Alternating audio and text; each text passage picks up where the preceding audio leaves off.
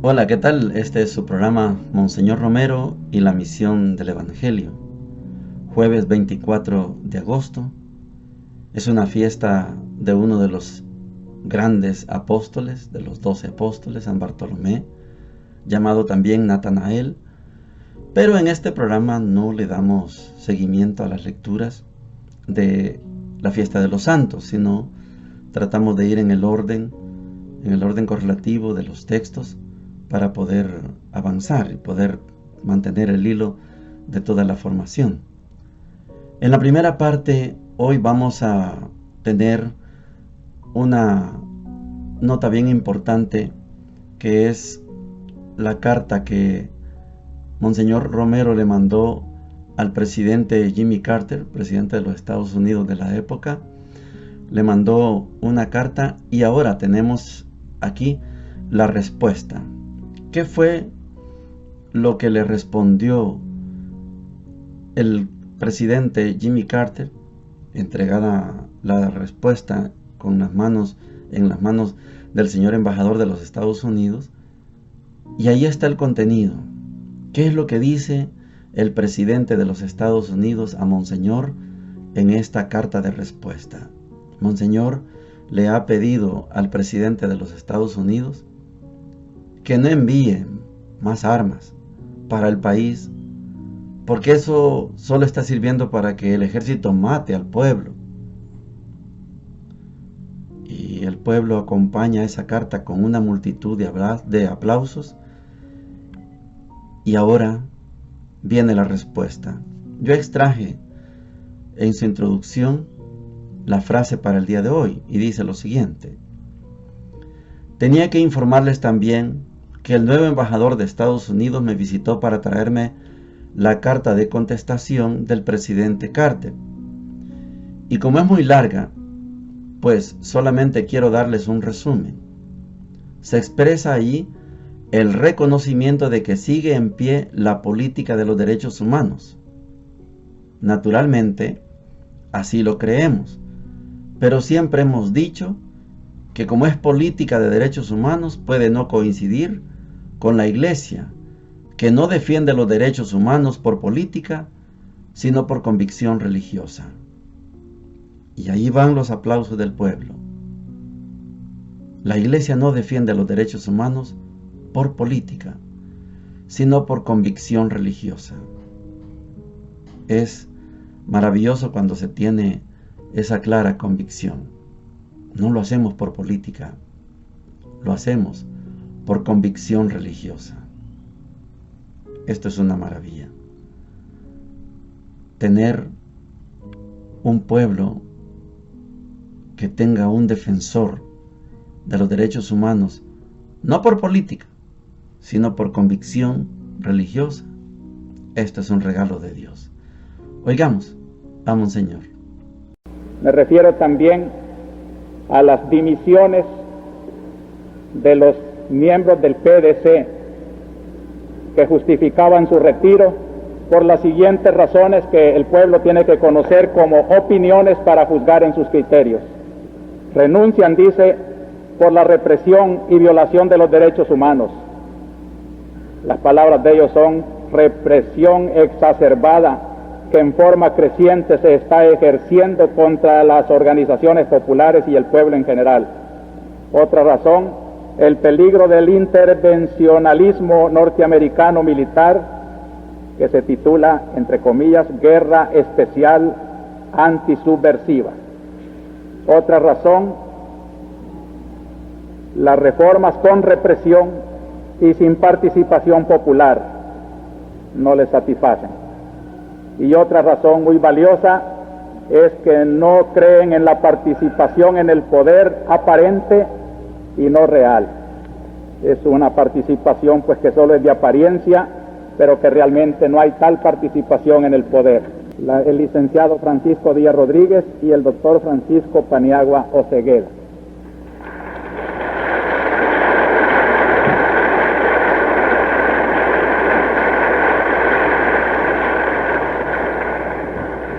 Tenía que informarles también que el nuevo embajador de Estados Unidos me visitó para traerme la carta de contestación del presidente Carter. Y como es muy larga, pues solo quiero darles un resumen. Se expresa allí el reconocimiento de que sigue en pie la política de los derechos humanos. Naturalmente, sí lo creemos, pero siempre hemos dicho que como es política de derechos humanos, puede no coincidir con la Iglesia que no defiende los derechos humanos por política, sino por convicción religiosa.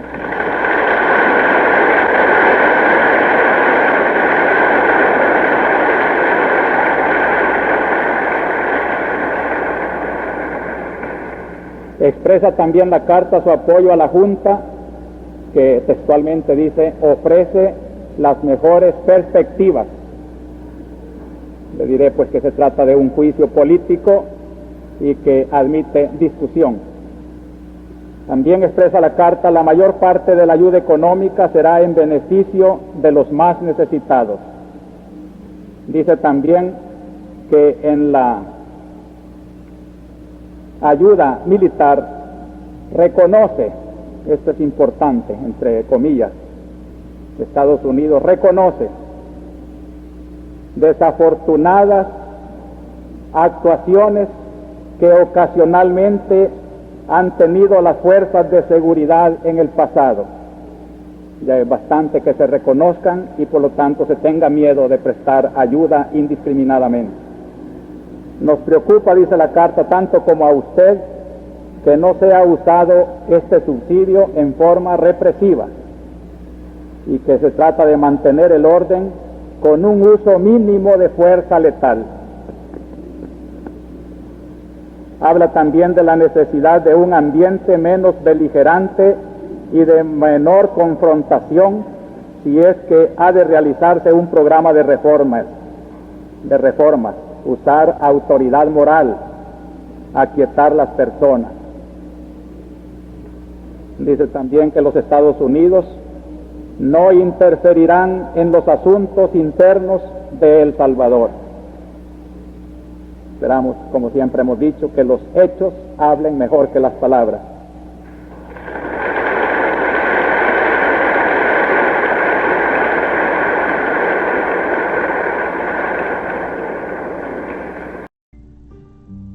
Llegamos a la sección de la palabra de Dios. Hoy vamos a tener un pedacito de aburrimiento, perdonen, porque quiero leerles un texto grande, largo, en la primera lectura, a propósito de que es la fiesta de San Bartolomé o San Natanael, pero quiero que tengamos un conocimiento de lo que significan los juramentos. Estamos en la ruta de los jueces, de ese sistema político del que hemos hablado, y hoy le toca el turno a un hombre, a un gran juez, Jefté. Y sé que es una historia poco conocida. Vamos a tratar de leer lo más que se puede del capítulo 10 de los jueces. Es lamentable cómo se arma un juramento. Estamos en el capítulo 11 de los jueces. ¿Y qué sucede? Que los jueces era una estructura política de gobernar, pero cuando había que pelear, había que pelear. Eso pasó con Sansón, es un juez, y eso va a pasar también con Jefté. Jefté, capítulo 11, versículos 11 en adelante, dice lo siguiente. Jefté marchó con los ancianos de Galaad, el pueblo lo nombró jefe y caudillo, y Jefté juró el cargo ante el Señor en Mizpá. Luego despachó unos emisarios al rey de los amonitas con este mensaje: ¿qué te he hecho yo para que vengas contra mí a hacer la guerra a mi país?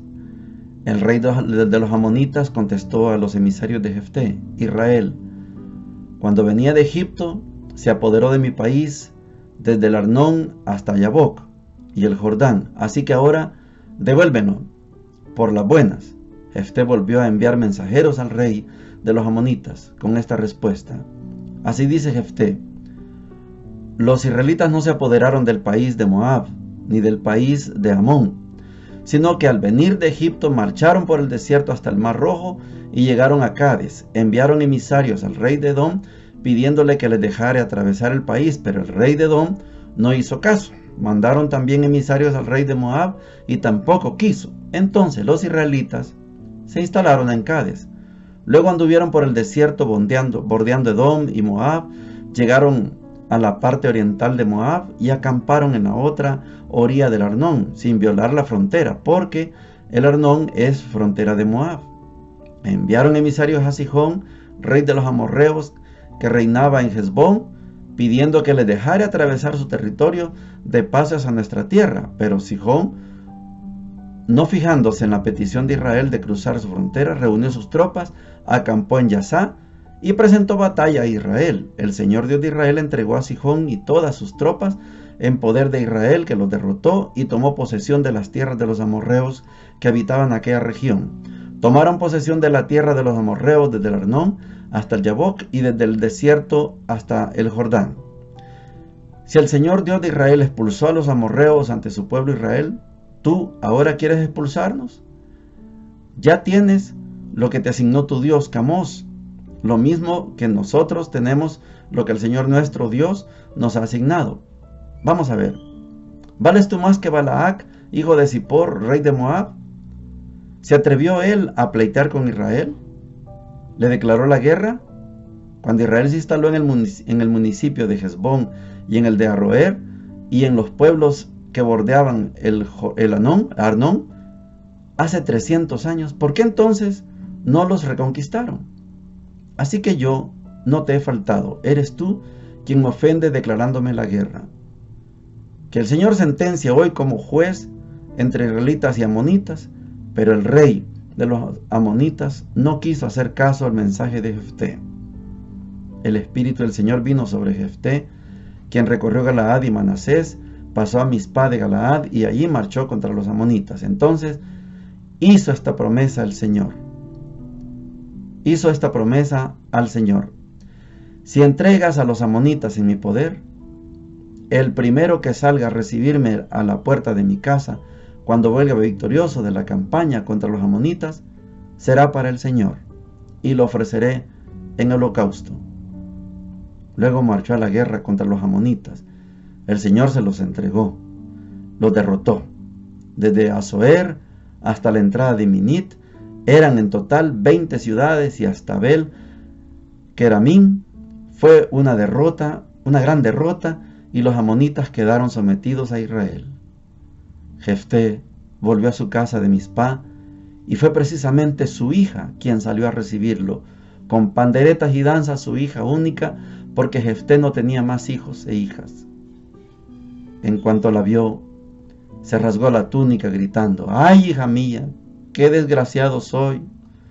Tú eres mi desdicha, porque hice una promesa al Señor y no puedo volverme atrás. Ella le dijo: Padre, si hiciste una promesa al Señor, cumple en mí lo que prometiste, ya que el Señor te ha permitido vengarte de tus enemigos. Y le pidió a su padre: dame este permiso. Déjame andar 2 meses por los montes llorando con mis amigas, porque quedaré virgen. Su padre le dijo: vete. Y la dejó marchar 2 meses, y anduvo con sus amigas por los montes llorando porque iba a quedar virgen. Acabado el plazo de los 2 meses, volvió a casa, y su padre cumplió con ella el voto que había hecho. La muchacha era virgen. Así empezó en Israel la costumbre de que todos los años vayan chicas israelitas a cantar lamentaciones durante 40 días a la hija de Jefté, el Galaíta. Palabra de Dios, te alabamos, Señor. La primera vez que yo escuché esta lectura me dolió en el alma. Y yo sé que a muchos de ustedes también, si es primera vez que escuchan esta historia de Jefté, duele. Pero este es un texto de protesta. Si notamos en la lectura Jefté le dice a Dios: si me entregas a los amonitas, yo te entrego lo primero que salga a mi encuentro. Quizás pensaba en su mujer, quizás pensaba en un perro, en algún ganado, algún ave, y se le iba a dar como sacrificio. No se imaginó Jefté que la primera persona que iba a salir con él era su hija de 15 años, doncella, virgen, la única hija. El texto es de protesta, porque si se dan cuenta, Dios no le acepta la promesa. Le dice: está bien, hagamos ese trato, yo te lo entrego y tú me entregas lo primero que salga a tu encuentro. No es así, Dios. Este es un texto de protesta. Lo que hemos dicho en otras ocasiones son textos teológicos. Son para decir: Dios no necesita que le hagamos una promesa. La voluntad de Dios es voluntad de Dios. Él dice si te lo entrega o si no te lo entrega. Y se la entregó. Podía no haberle entregado a los amonitas, pero se lo entregó. Y Jefté, como buen juez, tiene que cumplir su palabra y va a sacrificar a su única hija. De ahí esa tradición. Salen las muchachas a gritar. La lectura de Jefté revela una virtud que es la virginidad de la mujer. No pasa eso con la virginidad del hombre. Es la virginidad de la mujer la que tiene valor. Si la hija hubiera tenido una hija, el dolor no hubiera sido tan grande ni para el papá ni para la hija. Pero no hay otro, ni hay otra hija para Jefté. Y la virginidad significa: no te voy a dejar herencia, papá. No tenés otra hija. Soy la única. Vas a morir sin herencia, sin herederos, sin descendencia. Es triste. El evangelio de hoy está tomado de Mateo 22, versículos del 1 al 14. Hemos dejado el capítulo 20. El 21 no lo leemos porque es la entrada de Jesús a Jerusalén. Eso lo meditamos en la Cuaresma.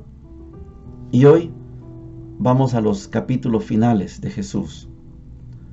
Esto se llama la parábola del banquete de bodas. Mateo 22, del 1 al 22 dice lo siguiente: Jesús tomó de nuevo la palabra y les habló en parábolas.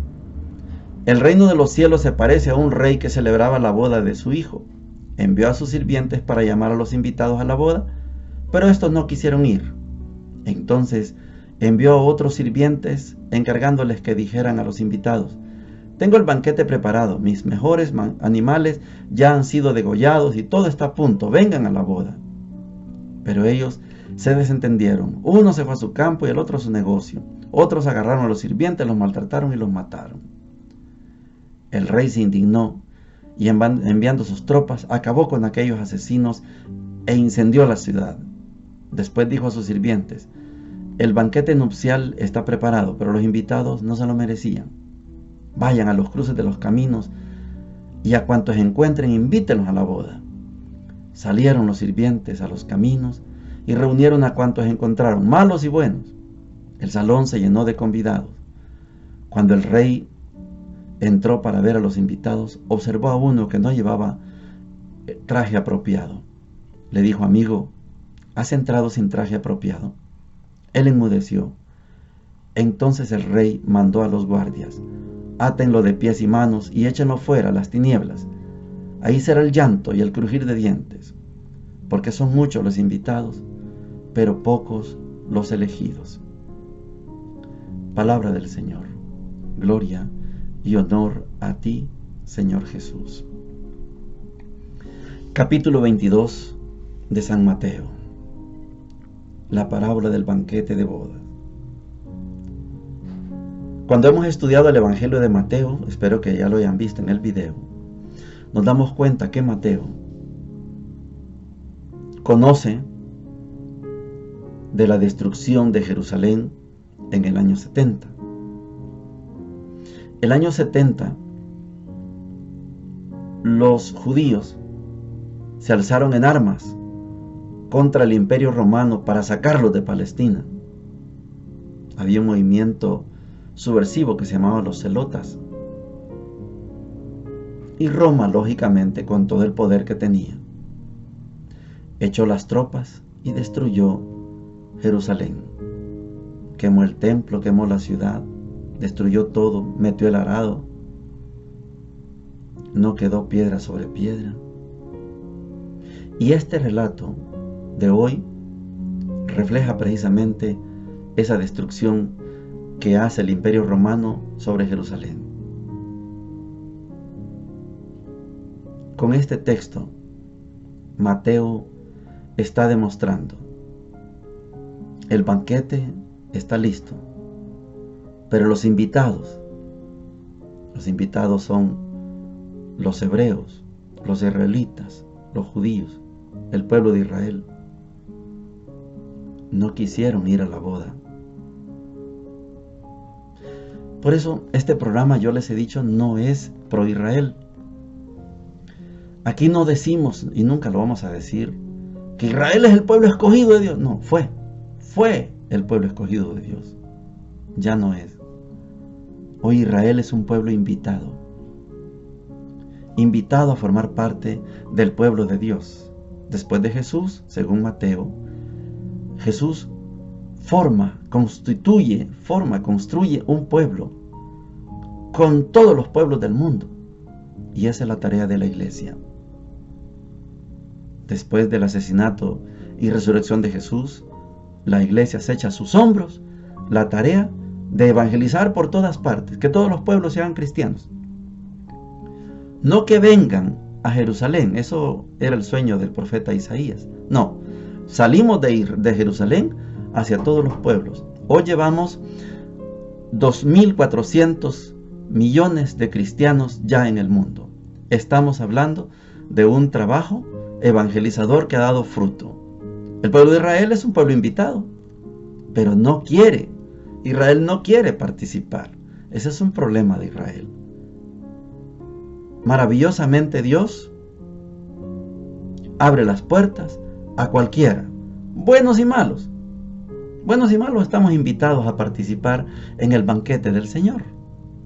No es exclusivo para buenos. Cuidado con esto. El banquete está para buenos y malos. Solo que, aquí está la condición, buenos y malos tenemos que hacer fiesta. No puede entrar uno o una al reino de Dios si no va vestido de fiesta. ¿Te atreviste a venir sin traje de fiesta? No es porque sea pobre, cuidado, porque si el rey invita, el rey da el traje. No es que yo soy pobre, no tengo ropa para la fiesta. No. Él no quiso ponerse el traje. Agárrenlo, tírenlo a las tinieblas, porque él se está burlando del banquete de boda. Esto es lo maravilloso del Evangelio de Mateo en este capítulo 22. ¿Ven por qué les digo?